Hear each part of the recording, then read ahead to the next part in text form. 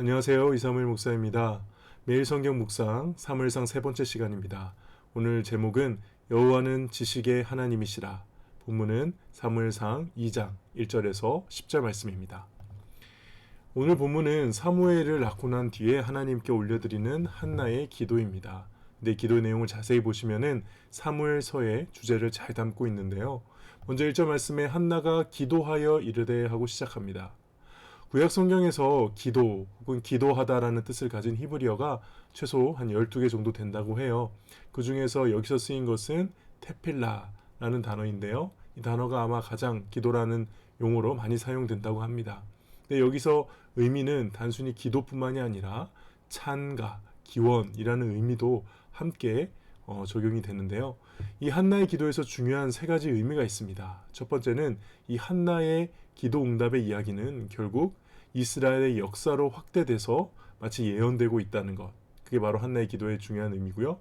두 번째는 현세의 은혜와 구원의 이야기. 그 이야기가 나중에 장차 올 그리스도의 나라, 이 교회의 승리를 예언하는 메시지로 발전한다는 것입니다. 그리고 마지막으로 이 마리아의 노래라고 누가복음 1장에 나오는, 그리고 사가랴의 예언에 나오는 그 내용들이 이 한나의 기도에 영향을 받고 그 배경이 되는 것이죠. 이 세 가지 중요한 점을 알고 넘어가야 합니다. 다음에 한나가 이렇게 고백하죠. 내 마음이, 그리고 내 뿔이, 내 입이. 이건 전형적인 히브리 문항의 표현이고요. 삼중대꾸법이죠. 그래서 하나님께서 베풀어 주신 그 은혜에 대한 감격을 표현할 때 내 마음과 내 뿔과 내 입이 어떻게 되었다라고 하면서 하나님을 찬양하는 것입니다. 특히 여기 뿔, 내 뿔이라고 나와 있는데요.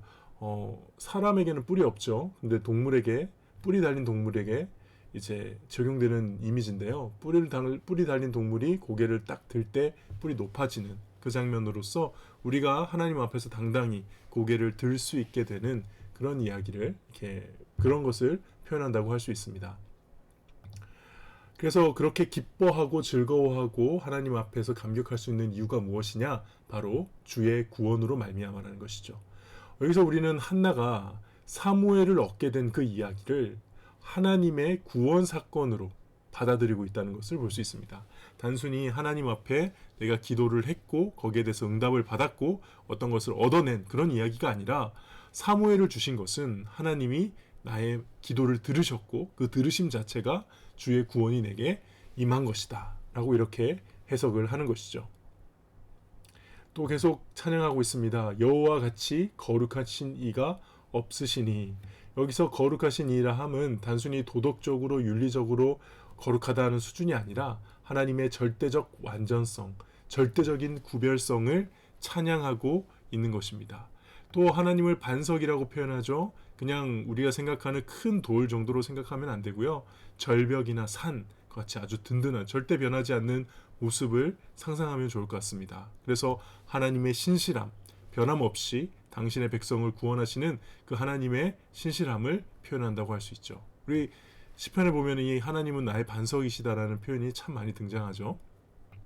그리고 오늘 제목에도 나오는 이 지식의 하나님이라고 표현을 하는데요. 이것은 하나님이 모든 것을 아시는, 오늘 행동을 달아보신다라는 표현까지 쓰시면서 하나님의 전지성, 모든 것을 다 알고 계신다라는 것을 한 번 더 찬양하고 강조하죠.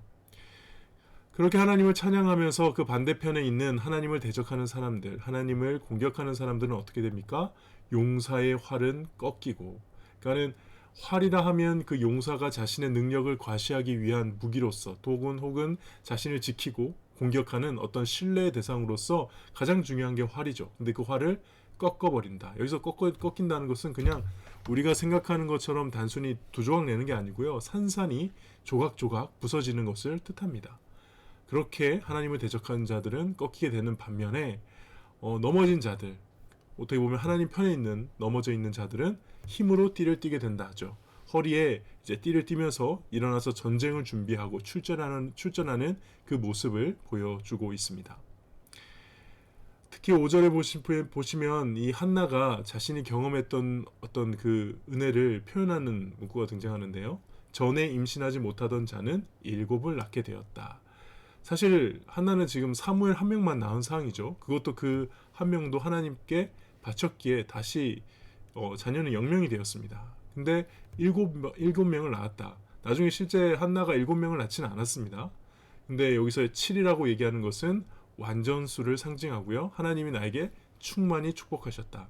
다시 말해서 지금 한나는 사무엘을 바쳐서 사실 자녀가 없는 상태이지만 그 마음만큼은 자신에게 7자녀가 있는 것처럼, 완전한 자녀가 있는 것처럼 크게 기뻐하고 있다고 고백을 하는 것입니다. 그리고 6절과 7절은 제가 봤을 때 이 시의 주제이자 그다음 이 한나의 노래의 주제이자 또한 사무엘서의 주제라고 생각하는데요. 여호와는 죽이기도 하시고 살리기도 하시며 스올에 내리게도 하시고 거기에서 올리기도 하시는도다. 여호와는 가난하게도 하시고 부하게도 하시며 낮추기도 하시고 높이기도 하시는도다. 이 동일한 의미가 이렇게 반복적으로 사용되고 있죠. 그래서 이걸 이런 대꾸법의 방식으로 하나님의 절대 주권의 의미를 강조하고 있습니다. 그리고 이것이 바로 사무엘서의 핵심 주제이죠. 분인나를 낮추고 한나를 세우시죠. 엘리를 낮추고 사무엘을 세우십니다. 사울을 낮추고 다윗을 세우시죠. 그러니까 하나님의 절대 주권에 있다라는, 이스라엘의 역사는 하나님의 절대 주권에 있다라는 강력한 메시지를 강조하고 있는 것입니다. 가난한 자를 진토에서 일으킨다고 했습니다. 여기서 진토는 먼지, 흙, 티끌 같은 것이고요. 비천한 삶을 뜻하겠죠. 그리고 거름더미도 지금 뒤에 표시를 제가 안 해놨지만 거름더미도 나오는데요. 저기는 이제 쓰레기 더미, 거지와 나병 환자들이 구걸하는 곳입니다. 그럼에도 그런 곳에서도 하나님은 일으켜 세우셔서 귀족들과 함께 앉히시고 영광의 자리를 차지하게 하시죠. 그리고 땅의 기둥들은 여호와의 것이다 그러면서 이제 당시에는 그 땅에 있게는 기둥들이 있어서 그 땅을 지탱하고 있다라고 생각했는데 그런 당신의 세계관에 비추어서 하나님의 창조주 되심, 오타입니다. 창조주 되심을 자랑하고 그다음에 그 절대 주권을 찬양하는 것입니다. 그리고 9절에 그가 그의 거룩한 자들의 발을 지키실 것이요. 이때까지는 아까 한나 자신에 대한 고백이었는데 갑자기 거룩한 자들에 대해서 얘기하죠. 조금씩 확대되고 있습니다. 하나님과 사람 앞에서 윤리적 도덕적 흠이 없이 경건한 사람들입니다. 이건 앞에 나왔던 거룩하신 하나님과는 조금 다른 개념이죠.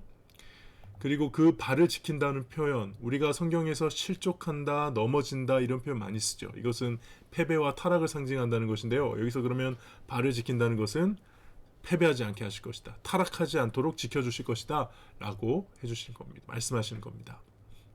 10절에 여호와를 대적하는 자가 나오는데요. 여기서 여호와를 대적한다는 의미는 어떻게 보면 법정적으로 하나님께 대적한다는 겁니다. 그래서 하나님 앞에서 자신이 무죄라고 주장하는 것이고 이는 곧 자신의 의를 내세워서 하나님의 의를 무시하는, 그렇게 하나님을 대적하는 자들입니다. 사실 대놓고 하나님 앞에 칼 들고 싸우는 사람은 없겠죠. 누가 하나님을 대적하는 것입니까? 자기가 죄가 없다라고 생각하는 사람, 자기가 틀리지 않았다라고 생각하는 사람이 사실은 여호와를 대적하는 것입니다. 그리고 마지막으로 자기 왕에게 힘을 주시며 자기 기름 부은 자에게 뿔을 높이신다라고 얘기하고 있죠. 여기서 기름 부음 받은 자는 우리가 잘 아는 메시아입니다. 왕을 가리키고요. 제사장과 선지자도 기름 부음 받았지만 여기에서는 분명히 이렇게 2번 반복되는 걸로 봐서 왕을 뜻하는 것이죠. 궁극적으로는 아마 이스라엘을 다스리게 될 그 다윗 왕을 뜻할 것이고요. 더 넓게 보면, 더 멀리 보면 하나님의 뜻을 이 땅에 완전히 실현시킬 진짜 메시아 그리스도 예수를 예표한다고 할 수 있습니다. 그리고 마지막에 뿔을 높이시리라 하죠. 앞부분에 한나 자신의 뿔을 높이신 하나님이 지금 누구의 뿔을 높이십니까? 메시아의 뿔을 높이실 것이다. 그러면서 처음에는 한나 자신의 그 기도가 점점 발전하더니 나중에 왕이 드리는 기도로, 왕이 드리는 찬양과 노래로 바뀌게 되는 것이죠.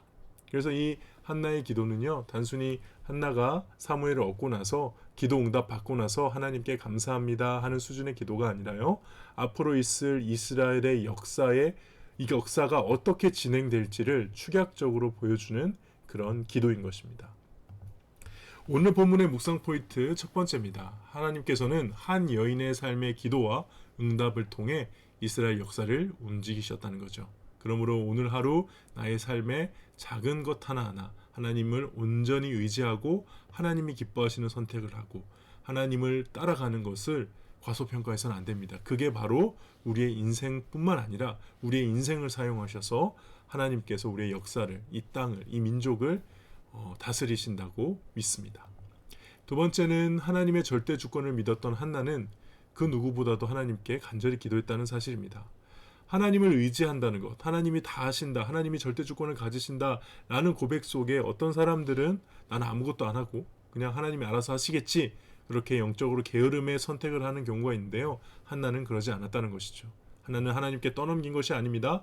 하나님의 절대 주권을 찬양했던 한나는 누구보다 간절하게 기도했고 간절하게 행했습니다.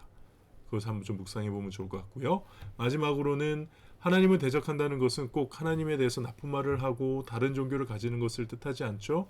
어떻게 보면은 대적한다는 것은 내가 잘못했다고 생각하지 않으며 사는 것. 그러니까 내 마음대로 살면서 나는 틀리지 않았다 라고 사는 것 자체가 어떻게 보면은 하나님을 대적하는 삶이 아닌지, 우리는 예수 믿는다고 하면서도 많은 경우 하나님을 대적하며 살지는 않았는지 한번 묵상해 보시면 좋을 것 같습니다. 네, 오늘 말씀 묵상은 여기까지입니다. 감사합니다.